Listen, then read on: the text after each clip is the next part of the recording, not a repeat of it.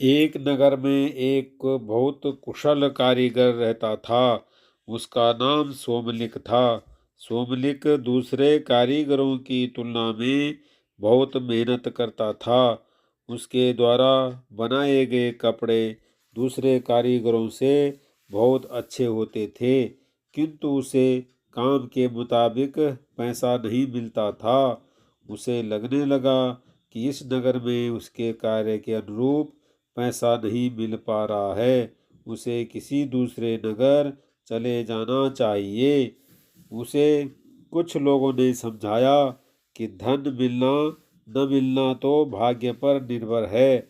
अगर उसके भाग्य में धन नहीं है तो वो कहीं भी चला जाए, उसे धन नहीं मिल सकता। इसीलिए उसे इसी नगर में रहकर कार्य करना चाहिए। सोमलिक को लगता था बिना परिश्रम के धन प्राप्त नहीं किया जा सकता।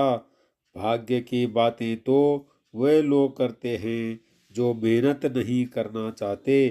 भाग्य भी उसी का साथ देता है जो परिश्रम करता है। ऐसा सोचकर सोमलिक एक बड़े नगर चला गया और वहाँ बहुत मेहनत से कार्य करने लगा। मेहनत के अनुसार पैसा भी मिलने लगा। सोमलिक ने 2 वर्ष मेहनत करके 500 स्वर्ण मुद्राएं कमाई और उन्हें लेकर खुशी खुशी अपने घर जाने लगा। जाते जाते रास्ते में उसे रात हो गई और वह रास्ते में ही एक बड़े पेड़ पर सो गया। सपने में सोमलिक ने 2 पुरुषों को देखा। उनमें से एक पुरुष से कहता है, सोमलिक के भाग्य में अधिक धन नहीं है, फिर भी तुमने उसे 500 स्वर्ण मुद्राएं क्यों दी? दूसरा बोला, परिश्रमी को उसके परिश्रम का फल मिलना चाहिए, इसीलिए मैंने उसकी मेहनत के अनुरूप पैसा दिया है। उसके भाग्य का अंतिम निर्णय तुम्हारे हाथ में है। सोमलिक घबरा कर उठ गया और अपनी पोटली टटोलने लगा। उसने देखा उसकी पोटली खाली है। यह देख वह बहुत दुखी हुआ और सोचने लगा, अब किस मुंह से घर जाऊंगा। वह फिर से उसी नगर में लौट आया और इस बार और अधिक परिश्रम करके 1 साल में ही 500 स्वर्ण मुद्राएं अर्जित कर ली और उन्हें लेकर फिर घर के लिए निकल पड़ा। इस बार भी फिर उसी वृक्ष के नीचे उसे रात हो गई, किंतु इस बार वो नहीं रुका और आगे निकल गया। रास्ते में उसे फिर वही दोनों पुरुष दिखलाई दिए। सोमलिक छुप कर उनकी बातें सुनने लगा। पहला बोला, तुम्हें पता है सोमलिक के भाग्य में अधिक धन नहीं है। इस बार फिर से तुमने उसे 500 स्वर्ण मुद्राएं दे दी हैं।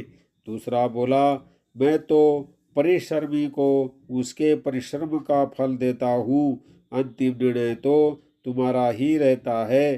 तुम्हें जैसा लगे वैसा करो। सोमलिक ने डर कर अपनी पोटली को टटोली। पोटली में कुछ नहीं था। सोमलिक को बहुत दुख हुआ। उसे लगा उसका जीवन व्यर्थ है। इस तरह मेहनत करने से कोई फायदा नहीं है और वह आत्महत्या करने के लिए ऊंची पहाड़ी से कूदने लगता है। तभी एक दिव्य पुरुष प्रकट होता है और सोमलिक से बोला, ठहरो सोमलिक, तुम्हारे भाग्य में धन नहीं है, इसीलिए तुम्हारे धन को मैं चुरा लेता था।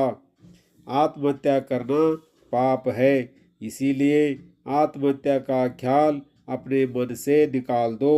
सोमलिक बोला, हे दिव्य पुरुष, अब मैं किस मुंह से अपने घर जाऊं? मुझे इस तरह खाली हाथ आया देखकर मेरे परिवार वाले क्या कहेंगे?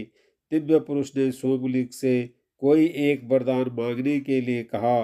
सोमलिक बोला, मुझे वरदान में बहुत अधिक धन चाहिए। दिव्य पुरुष ने कहा, सोमलिक, तुम्हारे भाग्य में धन का भोग नहीं है, भोग रहित धन का क्या उपयोग? सोमलिक को तो धन ही चाहिए था। वह बोला, हे दिव्य पुरुष, इस संसार में जिसके पास धन है उसे सभी पूछते हैं, और जिसके पास धन नहीं उसके पास ज्ञान और कला होने पर भी कोई नहीं पूछता। धनवान व्यक्ति अयोग्य होने पर भी संसार में यश और मान सम्मान पाता है। इसीलिए मुझे तो बहुत सारा धन चाहिए।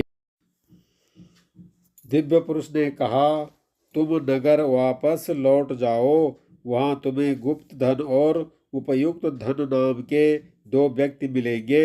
गुप्त धन के पास भोग रहित धन है और उपयुक्त धन के पास उपयोग में आने वाला धन है। तुम कुछ समय इन दोनों के साथ रहो, फिर मुझे बतलाना तुम्हें किसके जैसा धन चाहिए। सोमलिक वापस नगर आ गया और गुप्त धन का पता करते करते उसके घर पहुंच गया। गुप्त धन ने सोमलिक को घर से भगाने का प्रयास किया, किंतु वह तिरस्कृत होने के बाद भी गुप्त धन के घर में रुक गया। गुप्त धन ने रात्रि में थोड़ा बहुत खाना उसे भी दे दिया, जिसे खाकर वह सो गया। सुबह सोमलिक ने देखा कि गुप्त धन बीमार हो गया और बीमारी के कारण उसने एक दिन खाना नहीं खाया। सोमलिक वहां से निकलकर उपयुक्त धन के घर का पता पूछता हुआ उसके घर पहुंच गया। घर में मेहमान आया देखकर उपयुक्त धन ने उसका स्वागत किया और रात को अच्छे अच्छे पकवान खिलाए और सोने के लिए अच्छा बिस्तर भी दिया। सुबह सोमलिक को पता लगा कि उपयुक्त धन ने साहूकार से कुछ ऋण लिया था। उसी ऋण के पैसे से वह लोगों का भला करता है। जिस समय सोमलिक जा रहा था तभी राजा के दूत आए और उपयुक्त धन को उसके अच्छे कार्यों और समाज सेवा के लिए इनाम और पैसा दे गए, जिससे उसने साहूकार का ऋण उतार दिया। यह देखकर सोमलिक को समझ आ गया, संचित रहित उपयुक्त धन ही अच्छा है, यह गुप्त धन की तरह कंजूस नहीं है। सोमलिक ने दिव्य पुरुष से उपयुक्त धन जैसा बनने का वर मांग लिया। शिक्षा कर्म भाग्य का निर्माता है। इस कहानी से हमें शिक्षा मिलती है कि वही धन श्रेष्ठ है जिसका उपयोग अच्छे कार्यों में हो।